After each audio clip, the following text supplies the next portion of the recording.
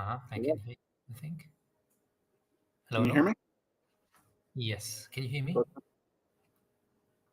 Good. I can hear you. Cool. I think we're maybe in the green room or something. I just sent you some info on Estonia. Looks like it's happening, including the metal engraving. Oh, wow. But TBC is still negotiating. They're friends of mine, so definitely trustable people. But yeah, they want to know more stuff, basically. Awesome. Very cool. Yeah, I agree. Cool. All right, so we'll let everyone in a few minutes, or? Yeah, so Jen is doing this in the background. I'm sure she's kind of managing. And will she watch for Barbara? I told Barbara to join at like 10:30. Yeah. She will. I saw that in the document. Let me see whether she's emailing me. I mean, there's only 10 people right now in the waiting room, I guess. So maybe that's why she's still waiting. Yeah, we'll probably wait a few more minutes till people roll in. And then as soon as Barbara jumps in, I can add her too. Yeah. So by the way, because I'm streaming, I think I can't do it. But if you guys check out YouTube and then my channel at Torsten HQ, we are live there with maybe, let's see, like five seconds, 10 seconds delay. It's kind of funny to watch, actually. Okay. Yes, it is live. I see it. Cool. So I'll leave that on the side.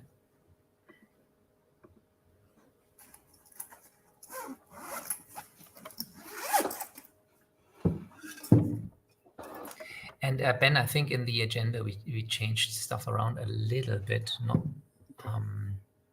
should I? Let's see. Can I post it in here?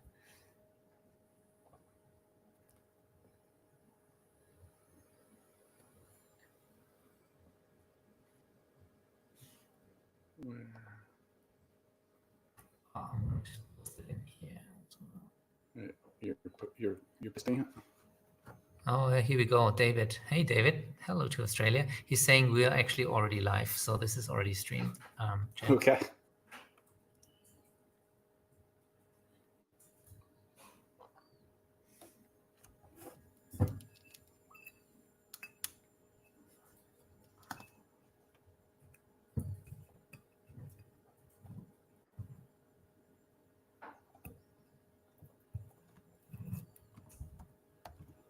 Hold on, Australia, that should be like 4 a.m. in the morning or something crazy. You must be on the road.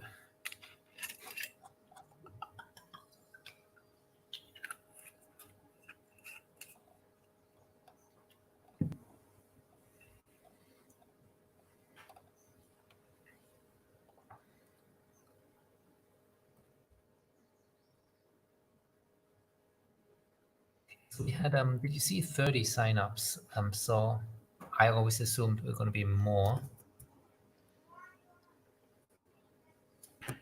Looks like we have 42 people RSVP'd, so.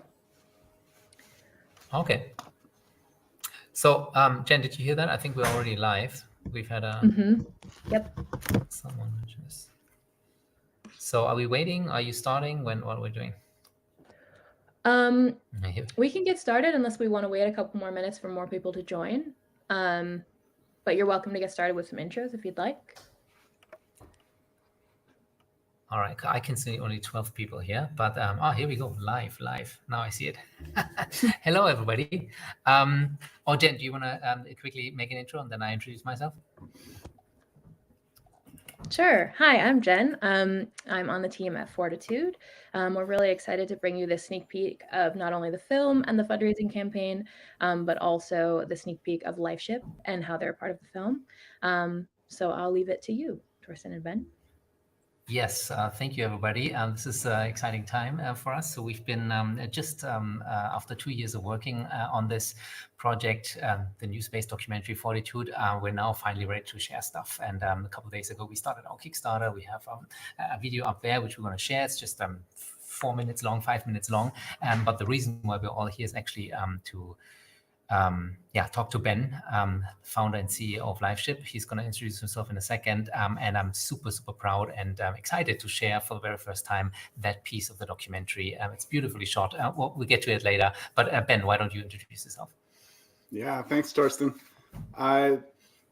Being part of this film has been an exciting part of my last year, and getting to know you through this. And there's just a lot of exciting stuff happening in space, and Lifeship is part of that. What we're doing is we're preserving the DNA of all different species from Earth, and then the stories of humanity to eventually send to the stars. And we're on our first. We have 2 time capsules going to the moon, and we have DNA of all different species, and then people add their DNA and also add their stories. So this is like the forever record of Earth to propagate across space, and it's a way for people to be part of space exploration. So I love your film, touching on the exciting asteroid mining companies building biopods in space to grow food on Mars and grow food on the moon. The new rockets that are coming, space tourism, space habitats. There's so much exciting stuff happening in space. I was just at Starship last week in Texas and watched the biggest ever rocket launch. And it really was a profound moment where I know people are going to be living on the moon and living on Mars, but watching the actual rocket launch and see it fly for 4 minutes was like a profound, like, wow, this is actually really, really happening.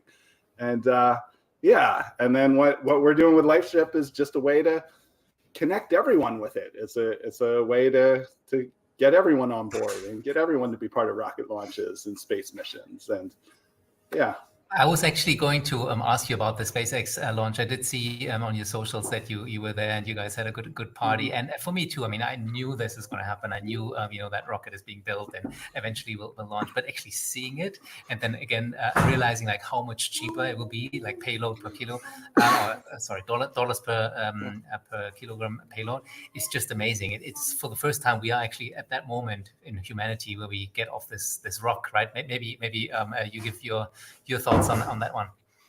Completely.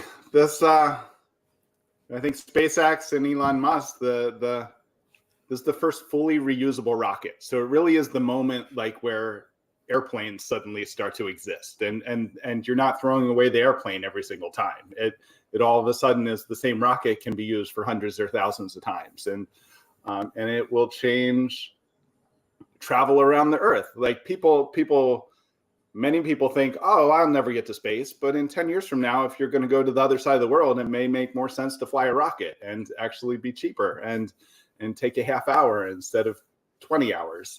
So space is just going to radically open up. And then once these biggest rockets that are fully reusable can just go to the moon, and it's only a couple of days away, then habitats will start being built there and people will start living there. And then we'll start utilizing resources from space to both build in space, but then also to help Earth. And I'm a huge proponent of I love Earth. I think Earth is the best place we'll ever find. But and I think space can be used to help life on Earth. And this rocket will help open up all sorts of new possibilities of how we can help Earth from space. Yeah, and actually now tying it back to Fortitude, the film, this is only possible because there's a commercial aspect to it, right? Like with government funding, yes, we went to the moon. We had the flag and footprint mission in the 60s, long time ago, but it wasn't like financially sustainable, right? How much of this can you do with taxpayers' money and with commercial players being able to commercialize space? That's basically the reason why we made the film. And I think now it's a good time to maybe show that little Kickstarter video. So it's just a 1-2 minute little video, and then the teaser, which kind of shows what we're going to do in this film. So the 3 acts, it's meant to be a 90-minute feature documentary, and this is kind of the teaser. The most interesting people, the most interesting projects, just packed into 3 minutes, and I still get excited watching it. So can we please play that, Jen?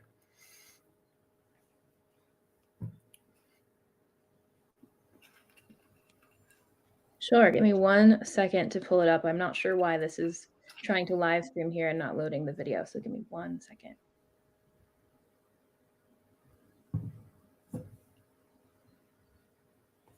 We can also keep chatting since we're just talking about the SpaceX launch. I am like fascinated by another aspect that I just kind of realized recently in a podcast.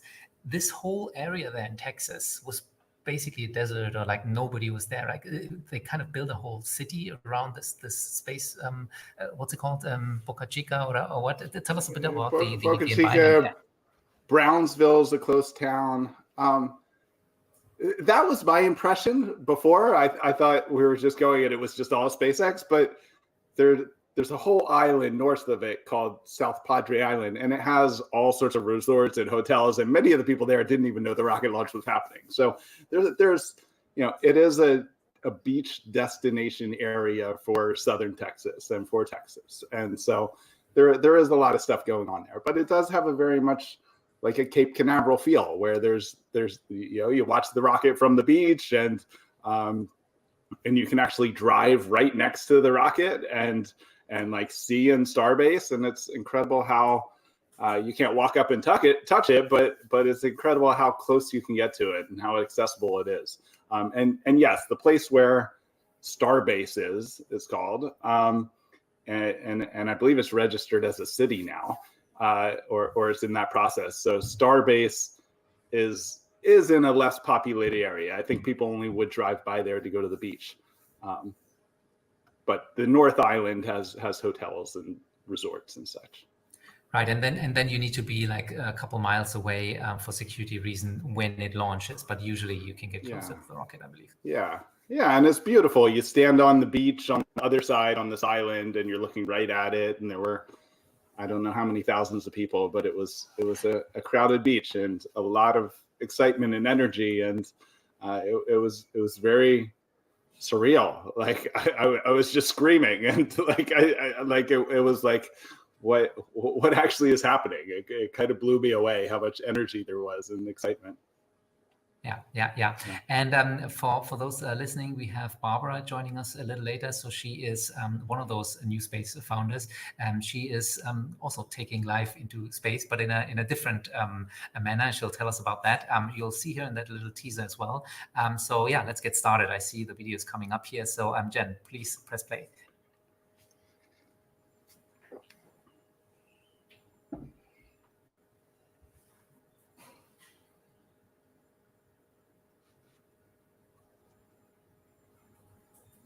Yeah, I think something with the audio.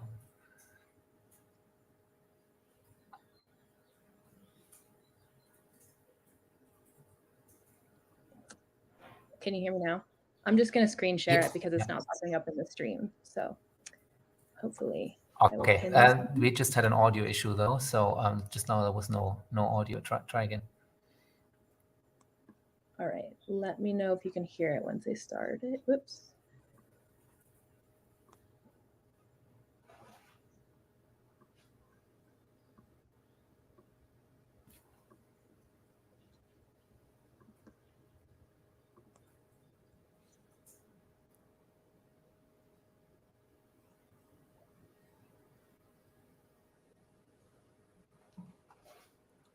No, I can't hear it.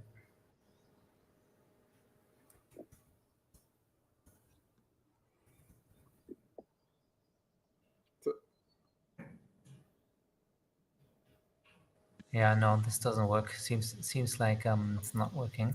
I mean, we can do a live commentary on these things, like a director's cut, how they used to do it on DVDs and Blu-rays. Do you want me to keep playing it as a screen share? Well, not quite sure what to do.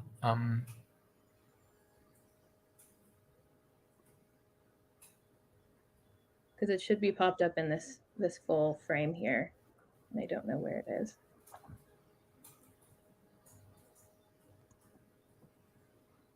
Yeah, I don't have the control panel. So, I mean, if it's uploaded in the system, it should just work.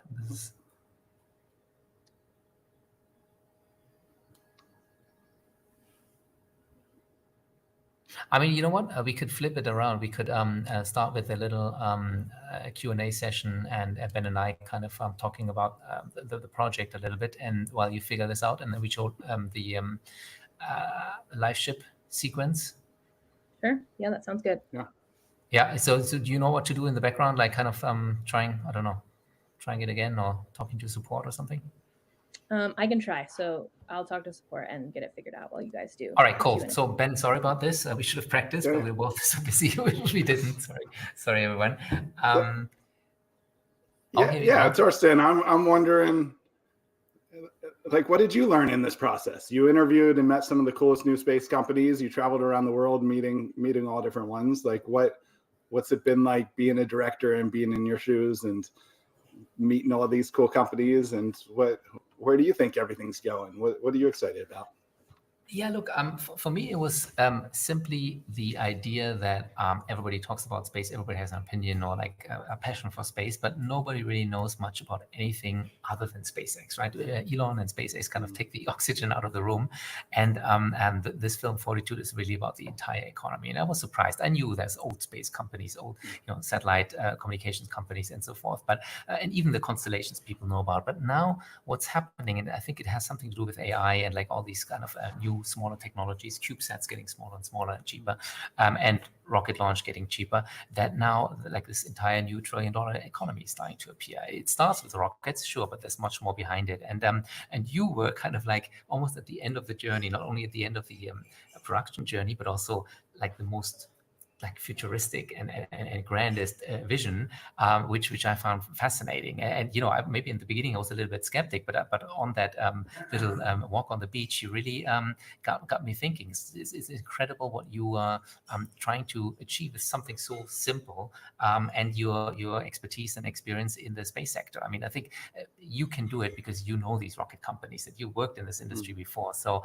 let me just ask you how did you even get the idea? I know I asked you in the interview, but I don't think that's part of the little clip later. Yeah. So I had worked in space for a while. I spent 8 years building big telescopes to find new planets, and so that was looking for places where life could be or could one day go, or maybe one day was. I built instruments to look for life on Mars, and then I spent 5 years at Planet Labs, which is in the film Planet, and I designed the camera system on over 300 satellites to image the Earth. So that was flipping the camera around and looking at Earth. And so all my work has been about life and space. And I took some time off after Planet, and I spent a lot of time in nature. I spent some time down in the rainforest in Central America.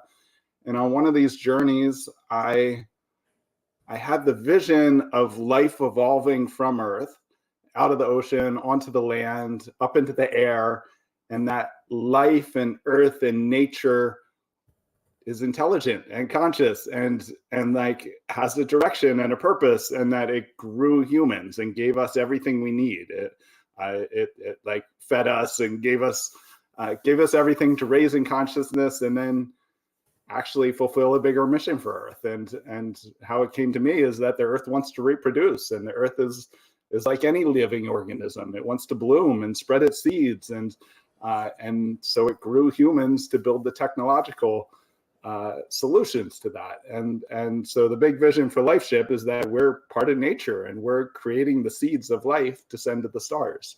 And so it very much is like this Earth, nature, life movement, to both spread life in the universe, but also save a forever copy of the blueprint of Earth in space, because all life we know of is on Earth, except for a few people floating around in the space station.